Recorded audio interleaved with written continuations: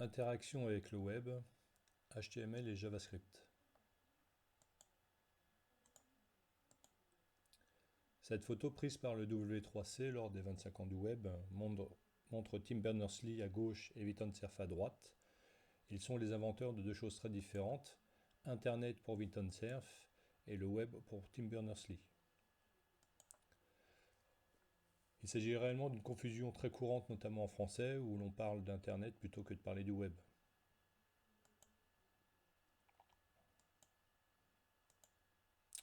Dans l'histoire de la communication, le web est une révolution. Il a ouvert à tous la possibilité et le droit de publier. Le web est ouvert et disponible pour tous.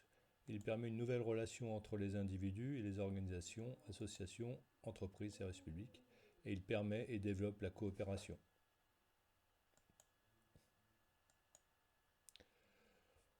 Le HTML, Hypertext Markup Language, est un langage qui est reconnu par les navigateurs Internet.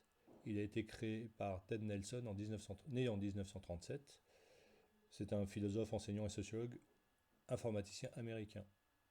Ted Nelson a inventé le terme hypertexte en 1965. Le HTML est un langage statique, c'est-à-dire qu'il ne permet pas d'interaction avec les utilisateurs.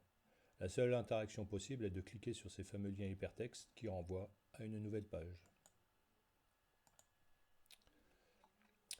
Le langage JavaScript est l'un des langages qui permet des interactions avec l'utilisateur et de réaliser des services dynamiques de communication avec le serveur web, souvent avec Ajax. C'est Brendan Eich qui a créé ce langage en 10 jours. Ce langage JavaScript n'a rien à voir avec le langage Java, même si Brendan Eich affirme s'être inspiré de nombreux langages, dont Java pour mettre au point JavaScript. Ce langage est intégré directement au sein des pages web. Il s'exécute sur le client web, c'est-à-dire sur le navigateur, par opposition au serveur web.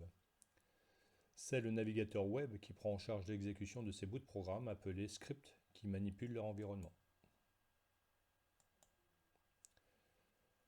JavaScript se mélange au HTML, et donc ces deux langages sont interprétés par le navigateur web. À l'écran, nous avons la présentation d'un formulaire web, du HTML, donc le langage spécifique au site web.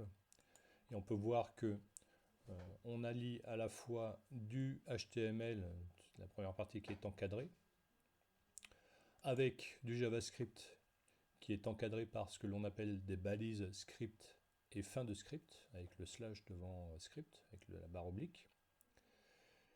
Et dans le HTML, on fait le lien en appelant le script HTML sur la phrase ici onClick, somme formulaire avec les deux parenthèses, qui vont faire référence au script somme formulaire cité plus haut. C'est-à-dire que lorsque je vais cliquer sur la zone qui est référencée, au moment où je vais cliquer sur cette zone, on va faire appel au script qui est précisé plus haut.